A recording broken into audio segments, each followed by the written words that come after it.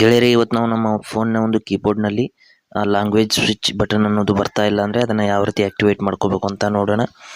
ಗೂಗಲ್ನ ಒಂದು ಕೀಬೋರ್ಡ್ ಇರುತ್ತೆ, ಆ ಕೀಬೋರ್ಡಲ್ಲಿ ಒಂದು ಬಟನ್ ಒಂದು ಭಾಷೆ ಬದಲಾವಣೆಯ ಒಂದು ಬಟನ್ ಇರುತ್ತೆ. ಅದನ್ನು ಆ್ಯಕ್ಟಿವೇಟ್ ಮಾಡ್ಕೋಬೇಕು ಅಂದರೆ ಅದರ ಒಂದು ಸೆಟ್ಟಿಂಗ್ಸ್ನಲ್ಲಿ ಹೋಗಿ ನಾವು ಮಾಡ್ಕೋಬೇಕಾಗುತ್ತೆ. ಯಾವ ರೀತಿ ಅಂತ ಹೇಳ್ತೀನಿ ನೋಡಿ. ಮೊದಲು ನಮ್ಮ ಫೋನ್ನ ಕೀಬೋರ್ಡ್ ನೋಡ್ಬೋದು, ಈ ರೀತಿ ವಾಟ್ಸಪ್ನಲ್ಲಿ ಹೋಗಿರ್ಬೋದು ಅಥವಾ ಬೇರೆ ಯಾವುದೇ ರೀತಿಯಲ್ಲಿ ಟೈಪ್ ಮಾಡ್ತಿರ್ಬೇಕಾದ್ರೆ ಇಲ್ಲಿ ನೋಡ್ತಾ ಇರ್ಬೋದು, ಇಲ್ಲಿ ಭಾಷೆ ಬದಲಾವಣೆ ಮಾಡುವಂಥ ಸ್ವಿಚ್ ಕೀ ಬರ್ತಾ ಇಲ್ಲ.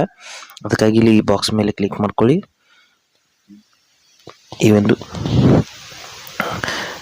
ಈ ಬಾಕ್ಸ್ ಮೇಲೆ ಕ್ಲಿಕ್ ಮಾಡಿದ ನಂತರದಲ್ಲಿ ಇಲ್ಲಿ ಸೆಟ್ಟಿಂಗ್ಸ್ನ ಓಪನ್ ಮಾಡ್ಕೊಳ್ಳಿ. ಇಲ್ಲಿದೆ ನೋಡಿ, ಈ ಒಂದು ಸೆಟ್ಟಿಂಗ್ಸ್ನ ಓಪನ್ ಮಾಡ್ಕೊಳ್ಳಿ. ಮಾಡಿದ ನಂತರದಲ್ಲಿ ಮೇಲ್ಗಡೆ ಲ್ಯಾಂಗ್ವೇಜಸ್ ಅಂತ ಆಪ್ಷನ್ ಇರುತ್ತೆ, ಅದರ ಮೇಲೆ ಕ್ಲಿಕ್ ಮಾಡ್ಕೊಳ್ಳಿ. ಲ್ಯಾಂಗ್ವೇಜಸ್ ಮೇಲೆ ಕ್ಲಿಕ್ ಮಾಡಿದ ನಂತರದಲ್ಲಿ ಇಲ್ಲಿ ಹೆಚ್ಚುವರಿ ಭಾಷೆನ ನೀವು ಆ್ಯಡ್ ಮಾಡಿರಲ್ಲ, ಅದಕ್ಕಾಗಿ ಅದು ಬರ್ತಾ ಇರಲ್ಲ. ನೋಡ್ತಾ ಇರ್ಬೋದು, ಈ ರೀತಿ ಓಪನ್ ಮಾಡ್ಕೊಳ್ಳಿ. ಇಲ್ಲಿ ಆ್ಯಡ್ ಲ್ಯಾಂಗ್ವೇಜ್ ಅಂತ ಏನಿರುತ್ತೆ ಅದ್ರ ಮೇಲೆ ಕ್ಲಿಕ್ ಮಾಡಿಬಿಟ್ಟು ನಾವು ಮತ್ತೆ ಇಲ್ಲಿ ಕನ್ನಡ ಭಾಷೆನ ಆ್ಯಡ್ ಮಾಡಬೇಕಾಗುತ್ತೆ. ನೋಡ್ತಾ ಇರ್ಬೋದು, ಇಲ್ಲಿ ಈ ಒಂದು ಕನ್ನಡ ಕೀಬೋರ್ಡ್ನಲ್ಲಿ ಬೇರೆ ಬೇರೆ ಕೀಬೋರ್ಡ್ ಇರುತ್ತೆ. ಇದರಲ್ಲಿ ನಮಗೆ ಬೇಕಾದಂಥ ಕೀಬೋರ್ಡ್ನ ಈ ರೀತಿ ಸೆಲೆಕ್ಟ್ ಮಾಡ್ಕೋಬೇಕು. ಬೇಡವ ಅಂತಂದ್ರೆ ಈ ರೀತಿ ರಿಮೂವ್ ಮಾಡ್ಕೋಬೇಕು. ನಂತರದಲ್ಲಿ ಡನ್ ಅಂತ ಕ್ಲಿಕ್ ಮಾಡ್ಕೋಬೇಕು. ಇನ್ನು ನೋಡ್ತಾ ಇರ್ಬೋದು, 2 ಭಾಷೆನ ನಾವು ಆ್ಯಡ್ ಮಾಡಿದ್ದೀವಿ.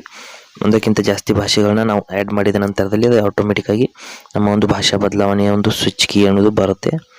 ಇದರ ಮೂಲಕ ನೀವು ಒಂದೇ ಕ್ಲಿಕ್ನಲ್ಲಿ ನಿಮ್ಮ ಒಂದು ಕನ್ನಡ ಭಾಷೆನ ಆನ್ ಮಾಡ್ಕೋಬೋದು ಅಥವಾ ಕನ್ನಡದಿಂದ ಇಂಗ್ಲೀಷ್ನ ಆನ್ ಮಾಡ್ಕೋಬೋದು. ಇಲ್ಲಿ ನೋಡಿ, ಈ ರೀತಿ ನೋಡ್ತಾ ಇರ್ಬೋದು, ಈ ರೀತಿ ಕನ್ನಡ ಒಂದು ಭಾಷೆನ ನೀವು ಸಂಪೂರ್ಣವಾಗಿ ಸ್ವಿಚ್ ಮಾಡ್ಕೋಬೋದು.